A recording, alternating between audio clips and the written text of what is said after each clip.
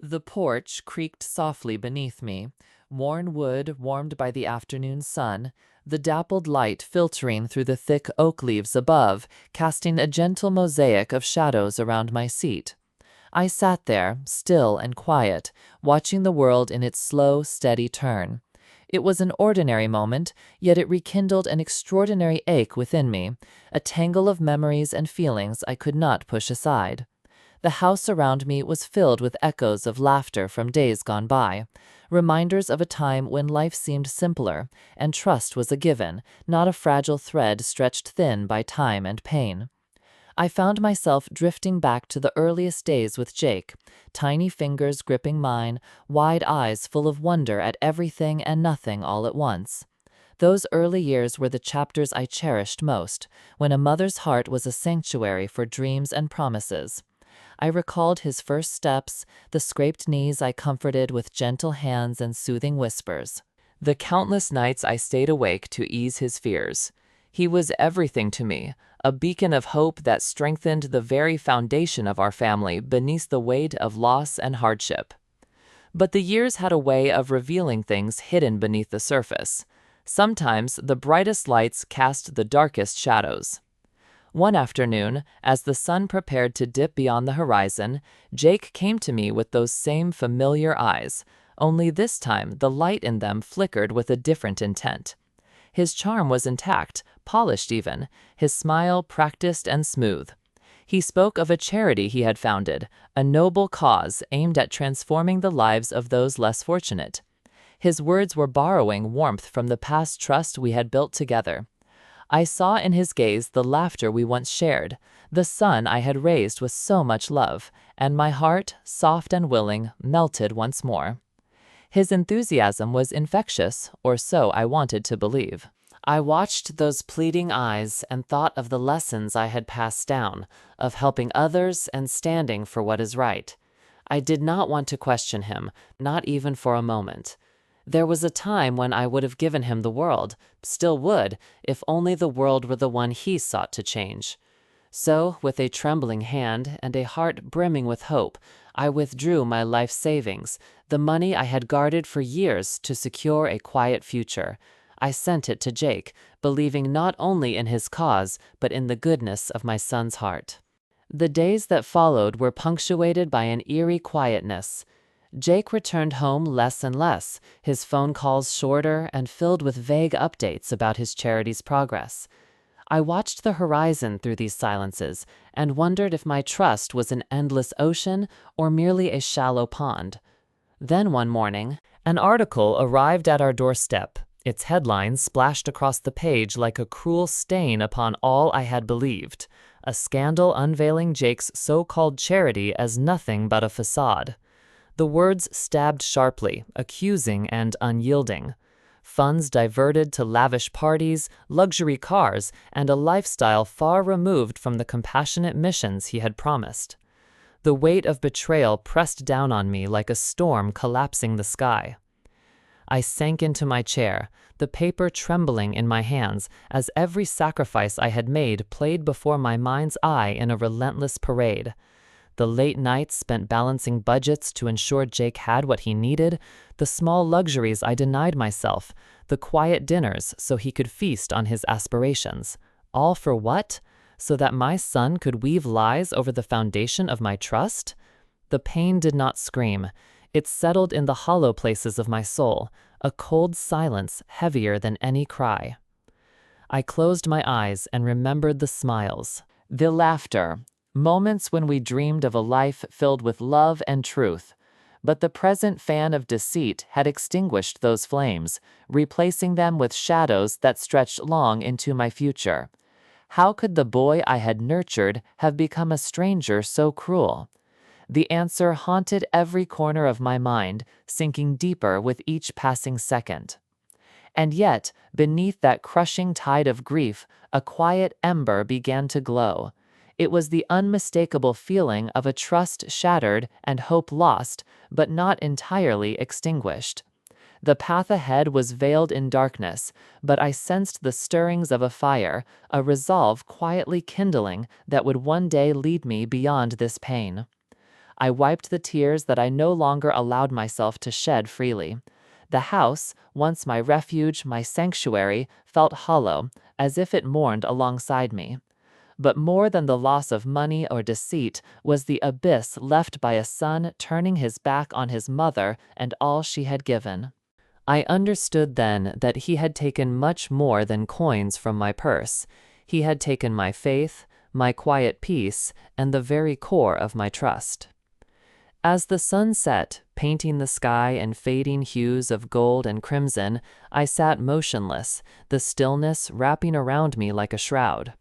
For the first time in many years, silence spoke louder than words, and in it the truth began to find its voice.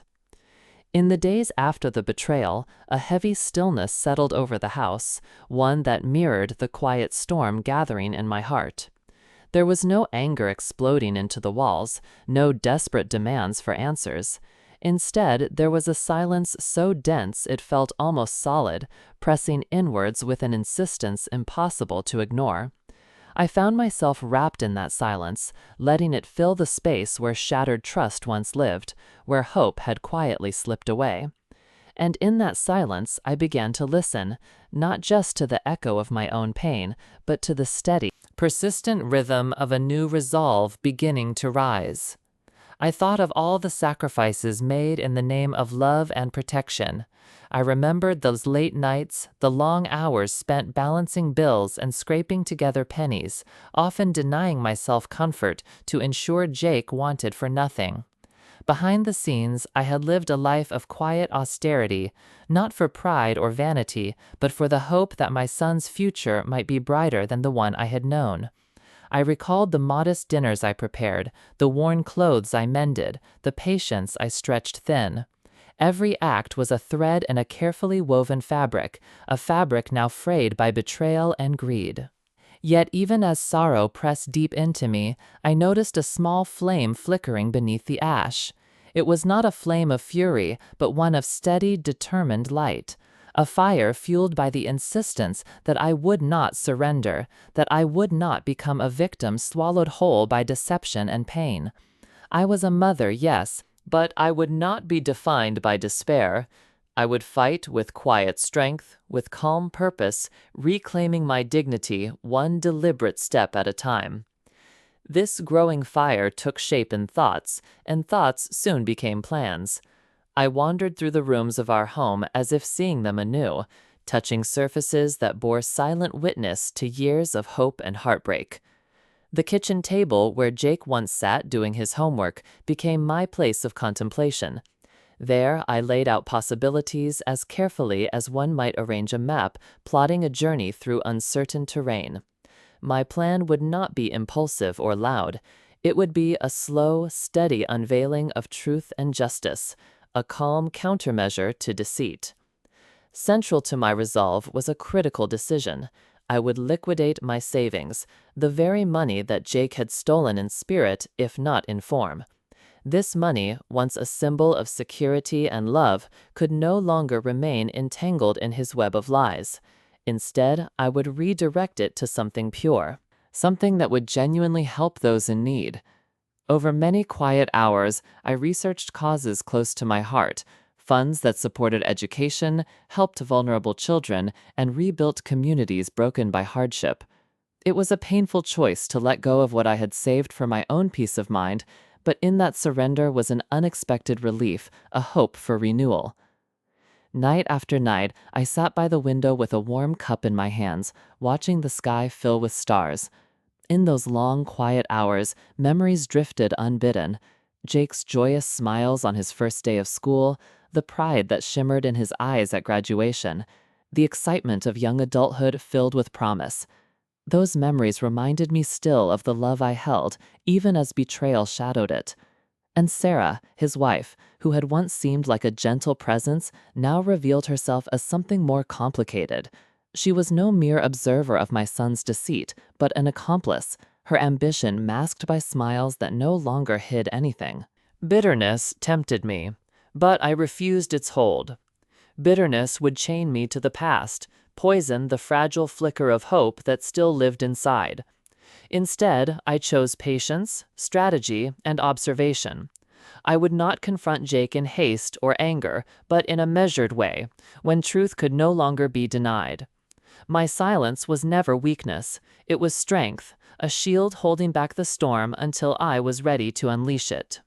I began to write, a journal of my thoughts, my memories, and my emerging plans. This writing was an act of private defiance, a reclaiming of the voice that had been silenced by years of hope and loss. Each word became a building block in my resolve, a testament to the woman I was becoming, not simply a mother betrayed, but a guardian of truth. I meticulously documented every detail I could remember, knowing that these pages might one day serve as both armor and witness. This decision to act alone was intentional. Some battles are best fought in solitude, away from the noise and opinions of the world. The house around me held its breath, watching silently as I transformed from a woman weighed down by pain into one forged anew by resolve. Outside, life continued unaware of the quiet war waging within these walls. With each passing day, I disentangled myself more from the illusions that Jake and Sarah had spun, wealth and possessions that were nothing but shadows of betrayal. True worth lay in integrity and in a justice that I would patiently claim. My plan was to give my savings away, to ensure that my life's work supported causes beyond deceit, to turn what was taken from me into something genuine and life-affirming.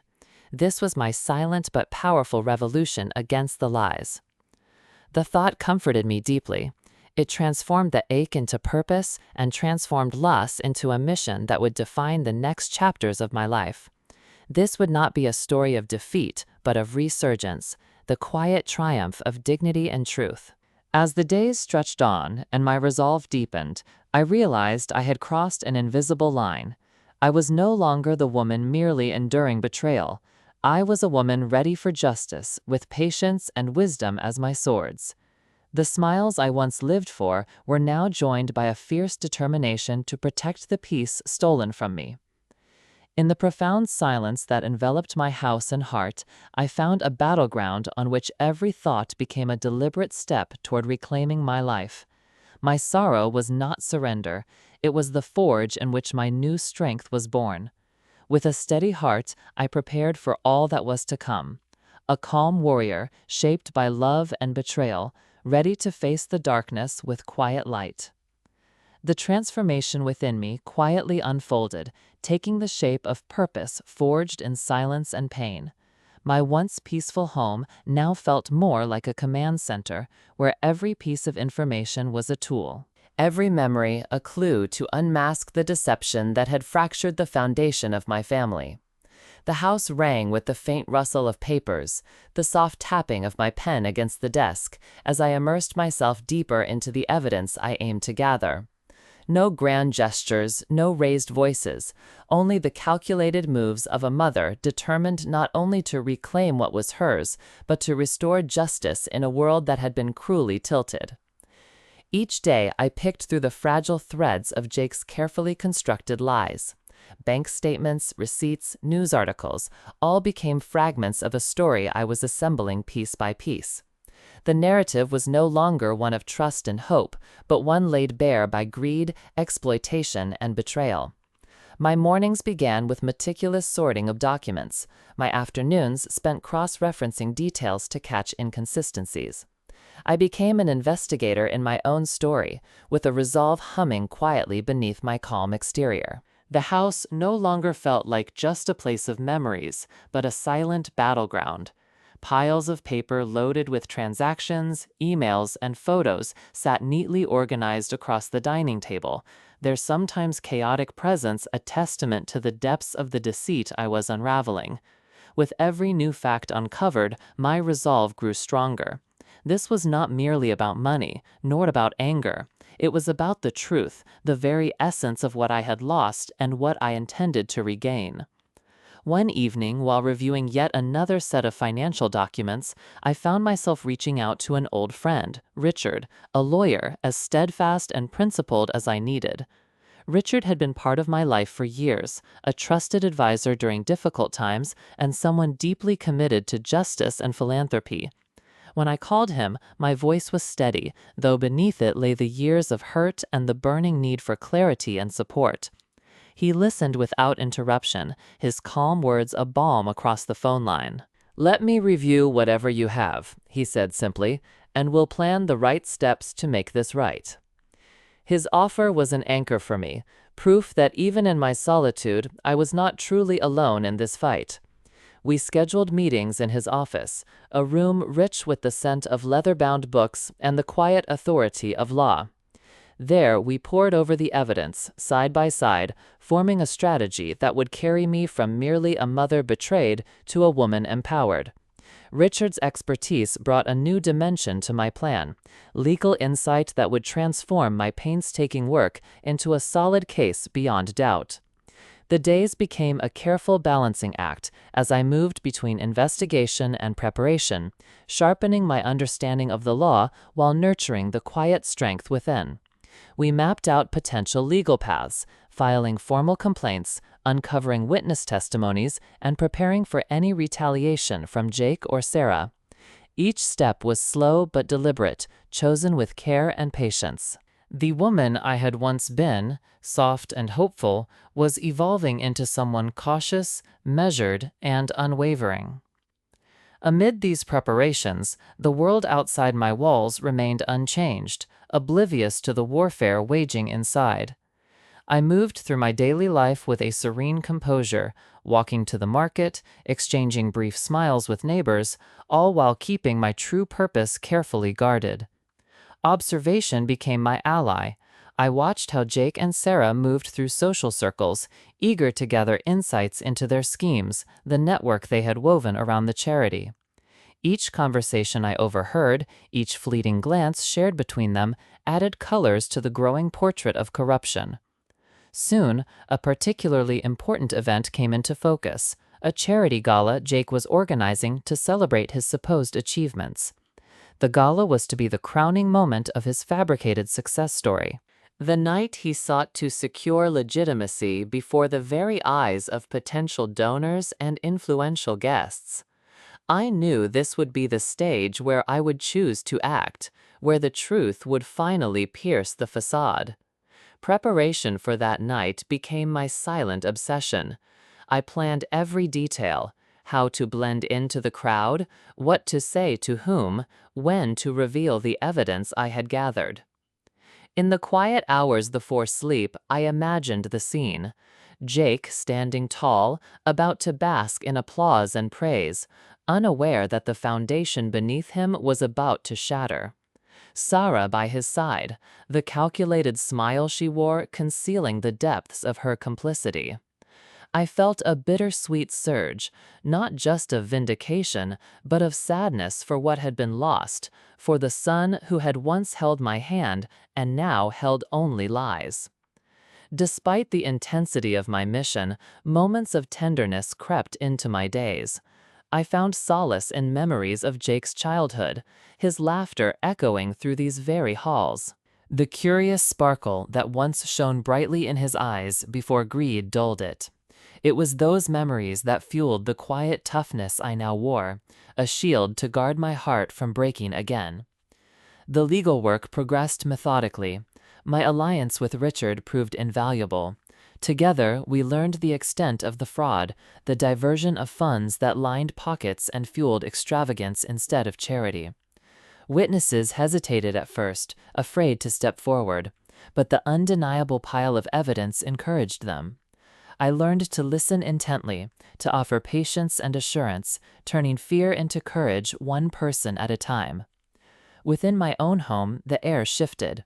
The piles of documents grew, letters from potential witnesses arrived, and plans took shape not just on paper, but in my every thought.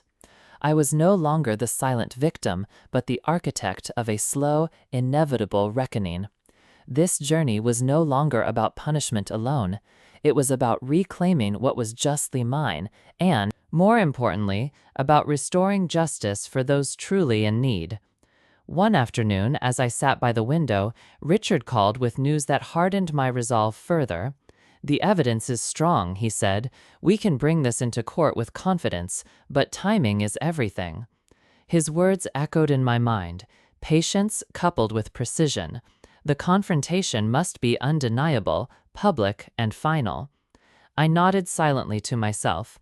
We would prepare for the gala, the night destined not for celebration, but revelation. That night, the truth would find its voice loud and clear, and I would stand tall, not as a mother defeated by betrayal, but as a woman empowered by resilience, strategy, and the quiet strength born of love and loss. Each day until then was consumed with preparation, mental and emotional, logistical and legal. From the shadow of pain, I had risen like an unyielding force, woven carefully with patience and purpose. The night of the gala would be my moment, the stage upon which I would reclaim my story and restore the dignity that had been stolen. In the quiet of my home, surrounded by evidence and memories alike, I breathed deeply and allowed myself a moment of peace. The transformation was complete. Eleanor Hart was no longer the mother who had blindly trusted. She was a woman set on justice, a mother who would not be silenced again. The night of the gala unfolded like a carefully orchestrated play, but beneath the polished surface, a quiet revolution was brewing, one I had spent months preparing to lead. The grandeur of the venue, shimmering chandeliers casting a golden glow over elegantly dressed guests, was designed to dazzle and distract. Yet beneath those lights, shadows of deceit lurked, and I had resolved that tonight those shadows would be exposed in the full glare of truth. Standing before the mirror that evening, I found my reflection steady and composed. The dress I wore was simple and elegant, its muted tones chosen deliberately to blend seamlessly with the crowd. I needed no spectacle of grandeur. My strength lay not in outward display, but in the unshakable calm that had replaced the despair that once consumed me. I smoothed the fabric over my shoulders and caught the resolute fire simmering in my own eyes, a fire forged from love, pain, and an unwavering will. Every moment leading to this night had been a meticulous exercise in patience and precision. My footsteps were light as I entered the bustling lobby filled with laughter, music, and the clinking of fine crystal. Guests arrived, exchanging greetings and compliments, eager to partake in what they believed was a celebration of generosity and hope. Among them, Jake moved confidently, his charm finely honed, while Sarah hovered at his side, her practiced smile disguising the cold calculation beneath. They were the perfect pair. The masters of illusion, set to captivate an audience hungry for goodwill, yet blind to the rot beneath. I drifted throughout the crowd with deliberate ease, my presence hardly noted as I quietly engaged with attendees. In small, intimate conversations, I spoke of the true spirit of charity, of responsibility, honesty, and the deep commitment required to uplift real lives. My words flowed with a warmth and sincerity that contrasted sharply with the hollow rhetoric echoing through the grand hall. Clutched discreetly in my purse were the fruits of my relentless investigation: bank statements, receipts, witness testimonies, each piece a testament to the cold reality beneath the glossy facade Jake had created. As I moved among the guests, I observed subtle shifts in the atmosphere. Jake's confident facade flickered under the pressure, his smile tightening as whispers of doubt began to ripple through the crowd. Sarah's eyes darted anxiously, betraying cracks in their carefully constructed mask. The tension simmered, an almost imperceptible tremor beneath the evening's joyful veneer, as if the glue holding their pretense was beginning to loosen. When at last Jake ascended the stage, the room fell into expectant silence. His voice, a practiced melody of pride and hope, washed over the audience as he recounted tales of success and generosity. He presented fabricated achievements, the fruit of funds diverted from their intended purpose to line pockets and fuel extravagant excess. Applause followed, a wave of misguided admiration that gave fuel to his performance. Then came my moment. Stepping forward, I interrupted the performance with a calmness that commanded attention. The room rippled with surprise, conversations halting as heads turned toward me. I felt the years of pain condense into unwavering clarity. "I am Eleanor Hart," I declared, my voice steady and clear. "And I stand before you as a mother who believed in her son's promises and was profoundly betrayed." A hush fell like a heavy curtain, all eyes fixed upon me, some wide with shock, others narrowing with suspicion. I unfolded the collection of evidence I had painstakingly gathered and let it speak. The bank records tracing diverted funds, receipts for lavish parties, testimonies from those who had witnessed the fraud firsthand. The truth, laid bare in paper and proof, began to unravel Jake's carefully woven lies. Beside me, Richard projected the authority of the law as he explained the legal implications and actions already underway. The audience shifted uncomfortably, murmurs rising as disbelief morphed into dawning horror. Jake's face paled, the confident mask slipping as the weight of exposure pressed down. Sarah's once practiced smile vanished, replaced by a tightness that revealed her part in the deception. Guests who had raised their glasses just moments before now exchanged uneasy glances, the festivity turning into a sobering reckoning. Throughout the unfolding scene, I met Jake's gaze without flinching. The son I had nurtured, loved, and sacrificed for was no longer a boy, but a man undone by his own choices. This confrontation was not born of hatred, but of a mother's resolve to reclaim truth and dignity after years of quiet suffering. As the crowd digested the revelations, lines formed. Some turned away in disbelief or discomfort, others approached to offer quiet support and solidarity. The room, once alive with the superficial buzz of celebration, now thrummed with the weight of reality and justice. When at last I stepped away from the stage, relief washed over me like a soft tide. The burden that had shackled me for so long began to lift, replaced by a cautious hope. The night, intended to crown deceit with applause, had instead become a moment of clarity and transformation, a testament to the strength found not in retaliation, but in steadfast truth. Leaving the gala, the cool night air embraced me, carrying away the echoes of betrayal and replacing them with a fragile sense of renewal. I was no longer the woman who had suffered in silence.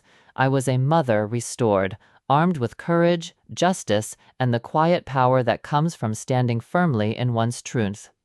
The road ahead remained uncertain, but for the first time in a long while, the path was illuminated by the light of my own voice, strong and unwavering. The hush that fell over the room was near absolute, as though every breath held in some fragile balance, waiting for the inevitable collapse of a carefully crafted illusion. I could feel the weight of every eye upon me, the intense scrutiny of those whose trust had been manipulated and betrayed. Their faces were a study in conflicting emotions: shock, confusion, disbelief, and a dawning recognition of a truth that was far harder to digest than they had anticipated. "Jake," I said, each syllable clear and deliberate, "the money I entrusted to your so-called charity was never meant to fuel extravagance or satisfy selfish whims.